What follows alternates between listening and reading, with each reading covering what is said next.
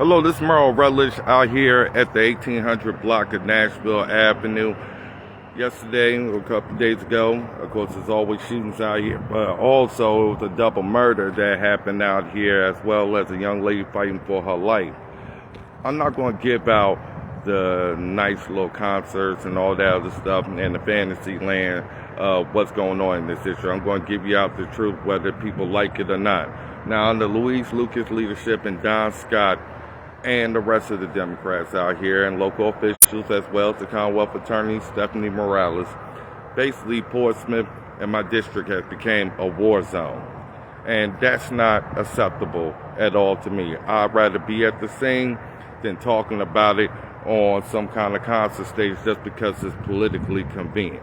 I want you to look at this block.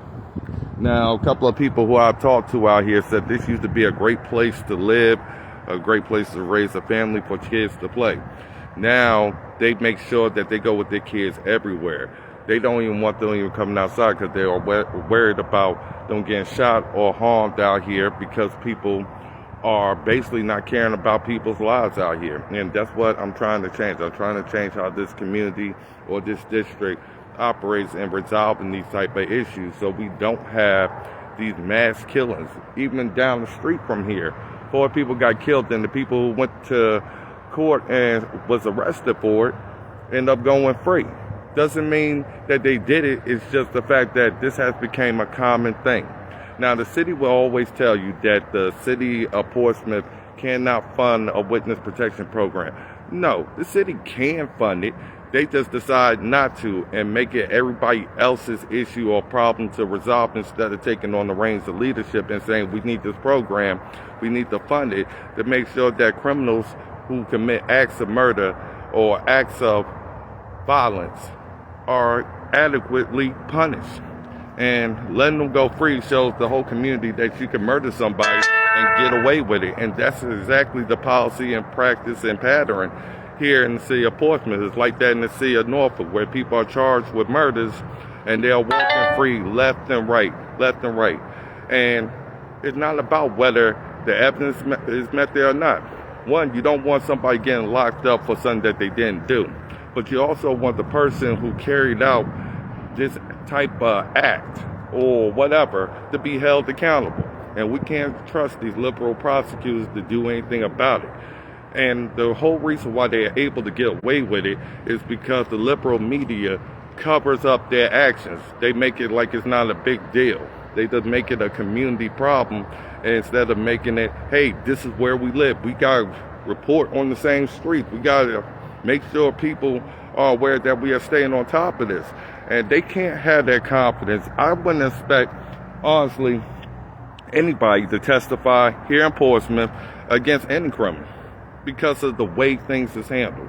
And until we start fixing these problems and addressing these problems, you can fund all you want to say, hey, we are sending millions of dollars to fight crime.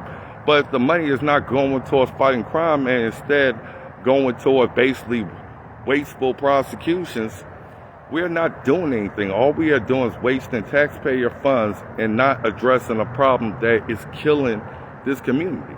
People are leaving Portsmouth because they can't deal with the crime. They can't deal with the aggravation of how leaders handle themselves. They spend more time fighting each other about reputation. The streets is aligned with blood. The only thing they do is clean it up and make it look like it didn't even happen. That's why there's a difference.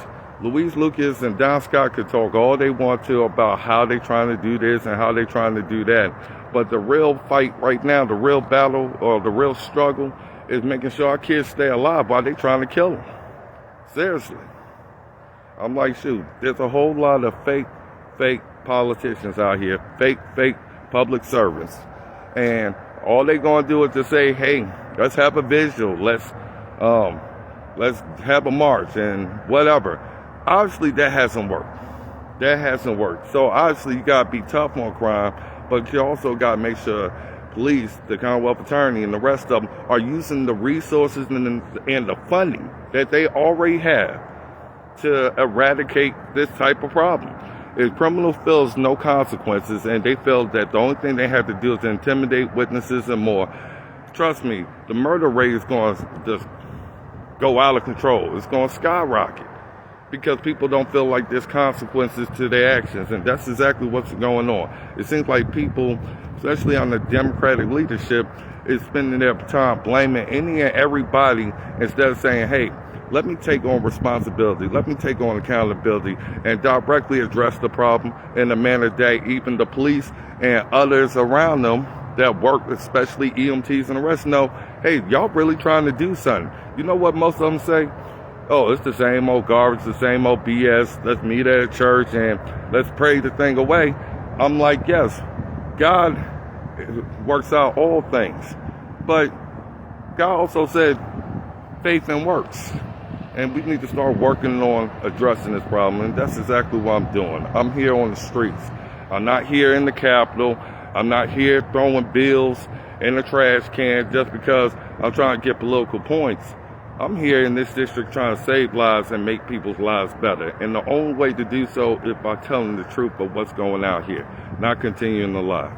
And like I said, continue to support me. I'm going to continue to let you know what's really going on and don't have the liberal media dress it up any further than they have.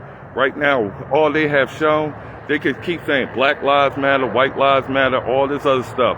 Actually, lives don't matter right now. And that's the problem.